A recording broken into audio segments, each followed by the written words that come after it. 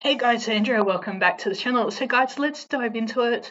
So guys, I've just posted over on the blog first part of probably about a 4 to 5 part series of disability and consent.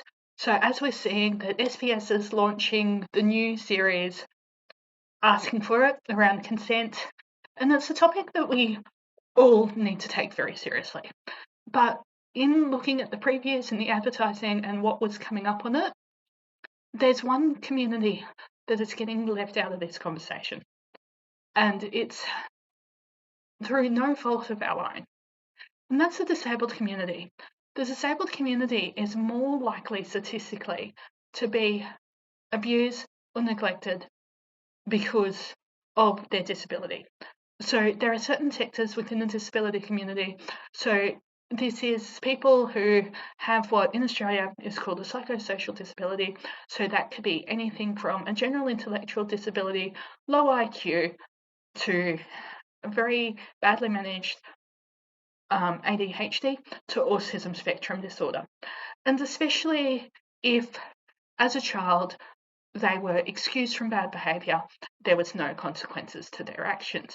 So it is on both sides that there is abuse. But I'm talking, of course, as a person with a disability who has actually suffered abuse from support workers. Thankfully, it has only ever been verbal or emotional abuse, but I actually didn't recognise abuse for what it was until I got told I was very care resistant. I didn't trust the people who were caring for me. And this is where we need to have a conversation about consent. Consent in disability is such a tricky topic to talk about. So we all know that consent is being able to actively say yes to people coming into your home, to people having a meal over. And in disability, it might be consent for people to care for you, and that care may involve personal care tasks. So that might be things like showering, dressing, feeding, and all of those things need to be done with dignity and respect so the person doesn't feel violated. So we also see on the other side, it's also then respecting a support worker's time and boundaries, especially if they're taking you out in the community, not using them as a servant, not using them as your housekeeper, not using them as your mum.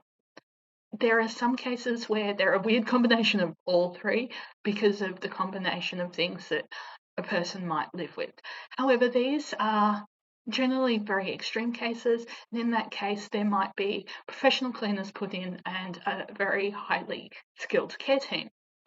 But then we go back to that tricky one of if a person has been excused or haven't been taught about what consent really means in relationships, how are they going to distinguish what is appropriate behaviour and what isn't?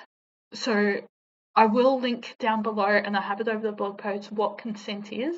But generally, consent in this terms is being able to retain your body autonomy to the best of your ability.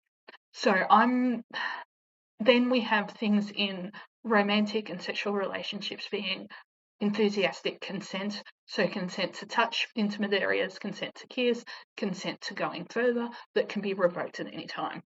But we then need to have that difficult and challenging conversation around, well, disability and relationships. And so there are some disabilities where a person needs to be guided on what is appropriate behaviour day by day by day. It's not safe for them to be left alone. They might not understand about keeping their clothes on. They might not want to finish a meal. They might act out because it's the only way they know how to get any sort of attention. And attention-seeking behaviours can happen in disability for a number of reasons. It might be a person is not getting enough positive attention from family and friends. A person is isolated from their peer network because they had to move away from family and friends to get the care that they needed. Thankfully, with SIL houses and more providers coming online in especially regional rural areas, we are seeing this less and less. However, we are seeing that in the process of deinstitutionalizing someone, they do need to be taught about the basics of body autonomy, relationships, and things that are assumed that are taught as a child. But in a disability, they may not be, because the person might be preoccupied, or parents and care teams, caregivers might be preoccupied with catching them up on the base level of being able to walk and talk. And so those things that we all learn through going to the school disco, the school dance, the school dinner may not be actively taught as well. And we do in Australia, unfortunately, have a culture of she'll be right as well. And we are starting to see this culture change as well. And that's a good thing as well. But we all also are seeing the online world come into play. So people who are not a great influence, and people with very unmanaged ADHD, autism, or a brain injury might jump into online communities without knowing what they're getting into. So these might be communities like the incel movement. These might be 4chan. And don't get me wrong, 4chan has got some wonderful cyber communities, techno, future human communities, very ethical, very supportive. Same with Discord. But if a person doesn't know their internet etiquette, if they don't know how to behave on a phone call, if they don't know cyber stalking is wrong, it's not until things escalate that a person might feel unsafe and therefore will call law enforcement, will call parents, will call a support agency. It's not until things really escalate that they realise there's a problem. Because people, adults with ADHD, autism, or a brain injury who are higher functioning generally do have the capacity to understand what is a good or a bad decision. We all have good and bad days. I know I will regret for the rest of my life blowing up as a support worker. However, we are all human, and let's human, and we need to forgive ourselves. However, we need to be aware that support workers and caregivers have a duty of care to that client, but in response, that client also has a duty of care to the support worker to be able to communicate their needs, wishes, and wants. If they're not happy in the situations they're in, to work to actively change it. I'm not happy with living on the pension, so I am actively working on the Patreon page looking for a part-time job as well. I'm also reining in my budgets. So this is something that we can all do. And I just wanted to really start the conversation on consent and disability, because unfortunately we are still seeing, even after the Royal Commission, heartbreaking stories of abuse, neglect, and exploitation of people with a disability. Bill Shorten has recently, in Parliament time, stood and read the stories of people from Robodebt as the Human Services Minister, and there is some magnificent changes with the NDIS coming through, bringing it back to its core. But I still do fear that people like myself who are high functioning may get left behind, because we are so high functioning. On good days, we are able to advocate for ourselves. But I live with a condition that Sjogren's syndrome that is degenerative, and that is the reality of my life.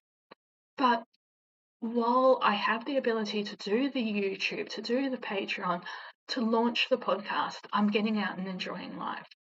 However, we are seeing that some people who use mobility aids, so mobility aids that might be wheelie walkers, Zimmer frames, wheelchairs, might not have that ability even when they're young to get out.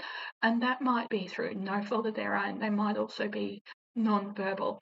And so they have a routine, a very strict routine, and they might not be able to communicate that they're uncomfortable with who's showering, who's bathing them, who's choosing their clothes for them. So this is where we need to include people in the little things of providing an option, and it might be the smallest little thing of, do they want to wear the blue skivvy or the white skivvy? Do they want to wear jeans or tracksuit pants? Do they want to wear slip-on shoes or lace-up shoes? Do they want to participate in the events that are happening in their day centre, in their community? How can we make those things happen?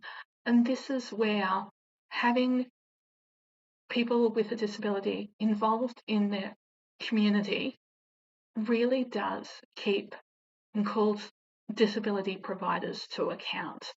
And do not get me wrong, there are some fabulous providers out there. There's some amazing success stories. But unfortunately, on the flip side, there are some people who do take advantage of their clients. So they might push them into a TAFE course that that client is no longer capable of doing, but the client still has to pay the TAFE fees. They might push them into a job or to a gym membership that might not be the healthiest option for that client. They might push that client into a cooking class and the client has to deal with the food wastage. But I have been blessed to land on my feet with some great community providers and housing teams as well. This is another one that I'll do a whole video and blog post on, is SIL houses and the way they're set up, because some can become what we are seeing called mini institutions. So the whole idea with SIL houses is that there is a support worker when and how you need it. But what we're seeing in some SIL houses, because of the level of clientele that they do have, is that these SIL houses generally run to a timetable. All houses run to a timetable, but you might be missing meals because meals are served between this time and this time. Lunch is packed at this time and this time. And I even know in my area that there are certain SIL houses that unless you're unwell, have COVID, have flu, you're expected to be out of the house with a support worker doing something. That's great for those who need a push to get out in the community. But for people like myself who get very tired and very fatigued after big weekends, after recording YouTubes, after doing a lot of blogging, because the blogging and the YouTube, I do a lot of research behind it. It's great that I can stay home, I can rest, I can be left on my own. But some houses feel, regardless of the clientele can't be left on their own. And so this is another thing. When do those clients get the downtime? Have they consented to being watched 24/7? And the other thing I will do a whole blog post on is the use of surveillance, because this is something that we're not talking about as well. So surveillance is there for the protection of both the client and the support worker, but there have been cases where it has been overused. And guys, thank you so much for watching. Please, if you can, I do have the Patreon and the Buy Me a Coffee. So that's the equivalent of taking me out and shouting me a meal. And if you can, please like, share, subscribe. That helps me to get recognised by the algorithm. And as we're seeing, disability is such a hot button topic politically at the moment. As the budget's just come through, we're talking about the sustainability of the NDIS, and we need to remember those who mainly watch mainstream media about the value that the NDIS adds to society. It doesn't take away from it. So guys, again, thank you for watching, and I'll see you guys in the next video.